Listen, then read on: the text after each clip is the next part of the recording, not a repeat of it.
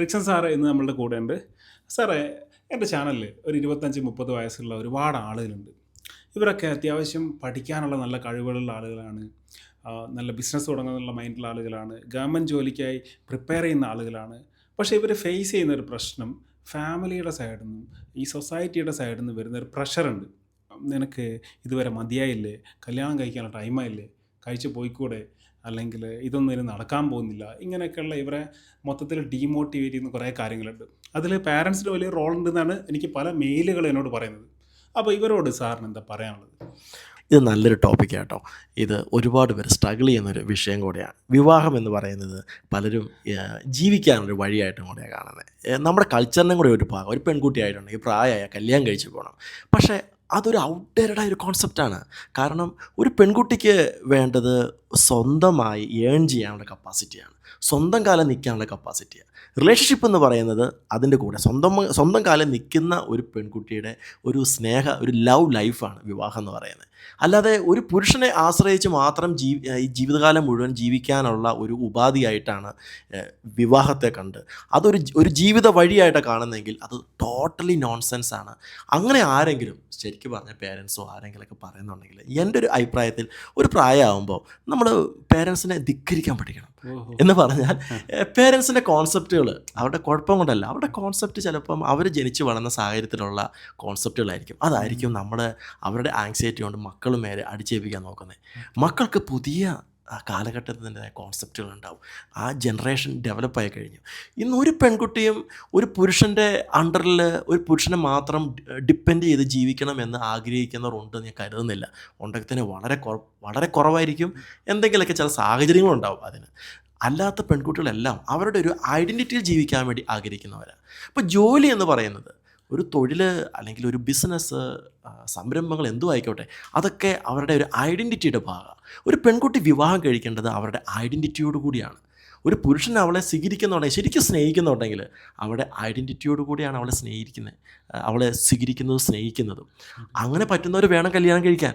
അല്ലാതെ ഒരു കല്യാണത്തെ ഒരു ചടങ്ങായി കണ്ട് ഒരു ജീവിതത്തിൽ ചെയ്തിരിക്കേണ്ട ഒരു കാര്യമായി കണ്ട് എങ്ങനെയെങ്കിലും കല്യാണം കഴിക്കുക എന്ന് പറയുന്നതൊക്കെ ഭയങ്കര ഒരു ശരിയല്ലാത്ത കാര്യമാണ്. എന്താ ശരിക്കും കല്യാണം എന്ന് പറഞ്ഞാൽ ഒരു കടയുടെ ഉദ്ഘാടനം പോലെയാണ്.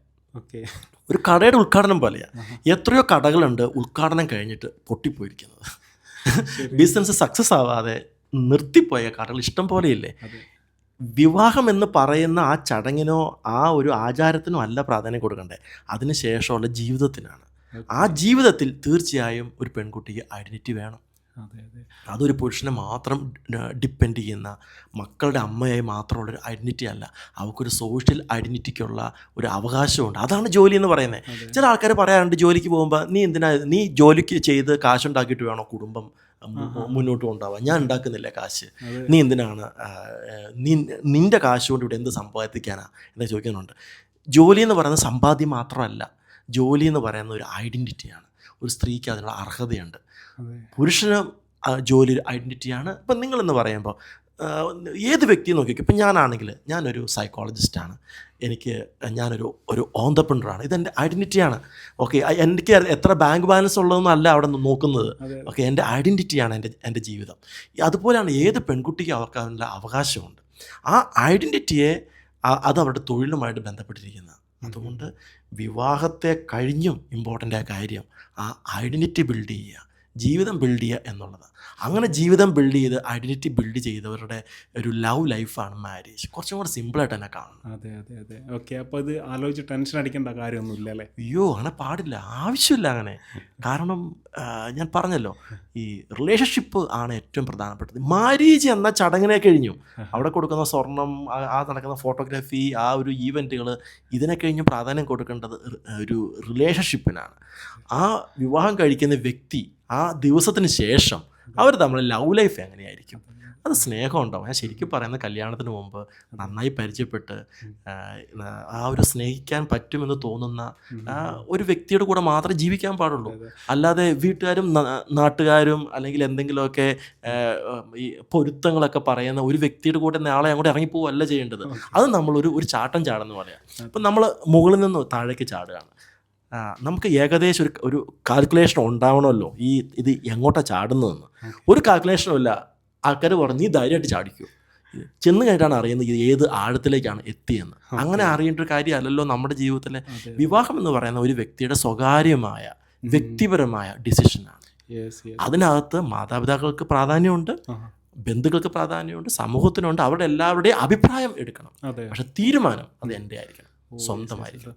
ഇപ്പോൾ അച്ഛനമ്മയ്ക്ക് പ്രഷർ ചെയ്യുകയാണെങ്കിൽ ഇവരോട് സാറ് ഒരു വാക്ക് നേരത്തെ പ്രയോഗിച്ചല്ലോ, നമുക്കത് ഓപ്പോസ് ചെയ്യാനുള്ളൊരു കഴിവുണ്ടാവണമല്ലോ. അപ്പോൾ അതെങ്ങനെ മാന്യമായിട്ട് നമുക്ക് എങ്ങനെ പറയാൻ പറ്റും എന്നുള്ള കുറച്ച് കാര്യങ്ങളൊക്കെ സാറിന് പറയാൻ പറ്റും? ഓക്കെ. എനിക്ക് കുറച്ച് നാൾ മുമ്പ് ഒരു സംഭവം ഉണ്ടായി കേട്ടോ. ഒരു പെൺകുട്ടിക്ക് ഒരാളോടൊരു സ്നേഹമുണ്ട്. അപ്പോൾ അവരുടെ ഫാദർ എന്നെ വിളിച്ചു പറഞ്ഞു, എനിക്ക് പരിചയമുള്ളൊരു പെൺകുട്ടിയാണ്, എനിക്ക് വളരെ അടുപ്പമുള്ള ഒരാളാണ്. അപ്പോൾ ഫാദർ വിളിച്ചു പറഞ്ഞു, സാർ ഒന്ന് ഹെൽപ്പ് ചെയ്യണം ആ ബന്ധം പൊളിക്കാനായിട്ട്. ഓക്കെ, ആ റിലേഷൻഷിപ്പ് എങ്ങനെയാണ് പൊളിക്കണം, അവൾക്ക് വേറെ കല്യാണം ആലോചിക്കുന്നുണ്ട്. ഞാൻ പറഞ്ഞു ഞാനത് ചെയ്യില്ല. 18 വയസ്സ് കഴിഞ്ഞ കുട്ടിയാണ്, അവൾക്ക് അതിനുള്ള സ്വാതന്ത്ര്യമുണ്ട് ഇഷ്ടമുള്ളവരെ സ്നേഹിക്കാൻ, അല്ലെങ്കിൽ എങ്ങനെയായിരിക്കണം അവിടെ റിലേഷൻഷിപ്പ് എന്ന തീരുമാനം എടുക്കാൻ അവൾക്ക് അവളുടെ സ്വാതന്ത്ര്യമുണ്ട്. പേരൻറ്റ് സമ്മതിച്ചില്ല. അപ്പോൾ അയാൾ പറഞ്ഞു നിങ്ങൾ അങ്ങനെയല്ല പറയേണ്ടത്, പേരൻസിന് ഉത്തരവാദിത്വമുണ്ട്. ഭയങ്കര പ്രശ്നമായി. അവസാനം ഞാൻ അയാളെ ബ്ലോക്ക് ചെയ്യേണ്ട അവസ്ഥ വന്നു. ഓക്കെ, അപ്പോൾ ഞാൻ പറയുന്നത് പല പേരൻസിൻ്റെയും ഒരു ധാരണ അവർ കുട്ടികളുടെ ഓണേഴ്സ് ആണെന്നാണ്. ഓക്കെ, ഒരു പെൺകുട്ടിയാണെങ്കിൽ പെൺകുട്ടിയുടെ ഉടമയാണെന്നാണ് ധാരണ. ഓക്കെ, നമ്മുടെ നാട്ടിൽ സദാചാരങ്ങളൊന്നുമില്ല. എല്ലാം ഇങ്ങനെ ഈ പെൺകുട്ടികൾക്ക് 18 വയസ്സായി അവരുടെ സ്വാതന്ത്ര്യത്തോടെ അവരെ പോയി കഴിഞ്ഞാൽ ഈ ലോകത്തിൻ്റെ സദാചാരം മുഴുവൻ അങ്ങോട്ട് ഇടിഞ്ഞു വീഴുമെന്നൊക്കെയാണ് അവർ പേടിക്കുന്നത്. ഇതൊക്കെ കുട്ടികളെ കോൺഫിഡൻസ് ഇല്ലാത്തതുകൊണ്ട് തോന്നുന്ന, മക്കളെപ്പറ്റി ശരിയായ ധാരണ ഇല്ലാത്തതുകൊണ്ട് തോന്നുന്ന. അപ്പോൾ അതുകൊണ്ട് ഞാൻ അവിടെ വ്യക്തമായി പറയുന്ന കാര്യം, മാതാപിതാക്കളുടെ സജഷൻസ്, അഡ്വൈസ് അല്ലെങ്കിൽ അവരുടെ പ്രഷർ അവരുടെ വ്യക്തിപരമായ തീരുമാനങ്ങൾക്ക് എതിരാണെങ്കിൽ അവർ ഓപ്പണായിട്ട് പറയണം, ഞാൻ 18 വയസ്സ് കഴിഞ്ഞ സ്വാതന്ത്ര്യമുള്ള വ്യക്തിയാണ്, ഞാനിത് ചെയ്യില്ല, നിങ്ങൾ എന്ത് ചെയ്താലും നിങ്ങൾ എന്ത് പറഞ്ഞാൽ ഞാനത് ചെയ്യില്ല എന്ന് അവരോട് തുറന്നു പറയാനായിട്ടുള്ള ഒരു ധൈര്യം കാണിക്കണം. അത് അവരെ ആരെയും എതിർക്കാനോ അവരെ ആരെയും ഉപദ്രവിക്കാനോ അല്ല. ചില പറയും നിൻ്റെ കല്യാണം കഴിഞ്ഞിട്ട് വേണം എനിക്കൊന്ന് മരിക്കാൻ, അല്ലെങ്കിൽ എനിക്കൊരു ഞങ്ങൾ എന്ത് സമാധാനമാവുള്ളൂ. മാതാപിതാക്കളെ സാറ്റിസ്ഫൈ ചെയ്യിക്കുന്നതോ സമാധാനിപ്പിക്കുന്നതുമായ പരിപാടിയല്ല വിവാഹം. വിവാഹം എന്ന് പറയുന്നത് വ്യക്തിപരമായ കാര്യം. നിങ്ങളുടെ വിവാഹ ജീവിതത്തിൽ നിങ്ങളുടെ ബെഡിൽ നിങ്ങളുടെ സെക്ഷൽ ലൈഫിലായിക്കോട്ടെ, ഒരു ജീവിത പങ്കാളിയൊപ്പമുള്ള ഒരു ജീവിതത്തിലായിക്കോട്ടെ, അതിൽ ആരോടും പറയാൻ പറ്റാത്ത സന്തോഷങ്ങളും ഉണ്ടാവും, ആരോടും പറയാൻ പറ്റാത്ത ദുഃഖങ്ങളും ഉണ്ടാവും. ഇതൊന്നും പേരൻസിനോട് അത് കഴിഞ്ഞ് പറയാൻ പറ്റുമോ? ഇല്ല. അവരോട് പറയാം ഇങ്ങനെയൊക്കെയാണ് സംഭവിക്കുന്നത് എന്ന് പറഞ്ഞാൽ അവർക്ക് ഇനി എന്ത് ചെയ്യാൻ പറ്റും, കല്യാണം കഴിച്ചില്ലേ, എങ്ങനെയെങ്കിലും ജീവിക്കുക എന്നല്ലേ അവർ പറയുള്ളൂ. അതെ, അതുകൊണ്ട് കല്യാണം കഴിക്കുന്നതിന് മുമ്പ് നിങ്ങളുടെ ഉത്തരവാദിത്വമാണ് നിങ്ങളുടെ ജീവിതം എങ്ങനെ ആയിരിക്കണം, നിങ്ങളുടെ പാർട്ണർ എങ്ങനെയായിരിക്കണം, നിങ്ങൾക്ക് കല്യാണം കഴിക്കണോ വേണ്ടയോ, അതൊക്കെ ചോയ്സാണ്. വിവാഹം എന്ന് പറഞ്ഞാൽ ഒരു പേഴ്സണൽ റെസ്പോൺസിബിലിറ്റിയാണ്. ആ റെസ്പോൺസിബിലിറ്റി നമുക്ക് ഡിസൈൻ ചെയ്യാൻ അവകാശമുണ്ട്. ഓക്കെ, 18 വയസ്സ് കഴിഞ്ഞ പ്രായപൂർത്തിയായ ഒരാൾക്ക് ഡിസൈൻ ചെയ്യാൻ അവകാശമില്ലെങ്കിൽ ഈ സ്വാതന്ത്ര്യവും എഡ്യൂക്കേഷനൊക്കെ നമുക്ക് ഉണ്ടായിട്ട് എന്ത് ഗുണമാണുള്ളത്? അതുകൊണ്ട് നമ്മുടെ ഒരു തീരുമാനവും നമ്മുടെ ഒരു പ്ലാനും ഒക്കെ അതിനകത്ത് വേണം. അതുകൊണ്ട് അതിന് എതിരായിട്ട് എവിടെ നിന്ന് പ്രഷർ വന്നാലും നിന്ന് കൊടുക്കരുത്. ഇനി വല്ലാത്ത പ്രഷർ വരുവാണെങ്കിൽ ഞാൻ കുറച്ചും കൂടെ അങ്ങോട്ട് പറയാണ്, നിയമപരമായിട്ട് പോലെ അപ്രോച്ച് ചെയ്യണം. നമ്മുടെ സ്വാതന്ത്ര്യത്തെ പ്രൊട്ടക്റ്റ് ചെയ്യാൻ. അത് നമുക്കൊരു ഇഷ്ടപ്പെട്ട ഒരു വ്യക്തിയെ വിവാഹം കഴിക്കാനാവാം, അല്ലെങ്കിൽ വിവാഹം കഴിക്കാതിരിക്കാനാവാം, സിംഗിളായിട്ട് ജീവിക്കാനാവാം.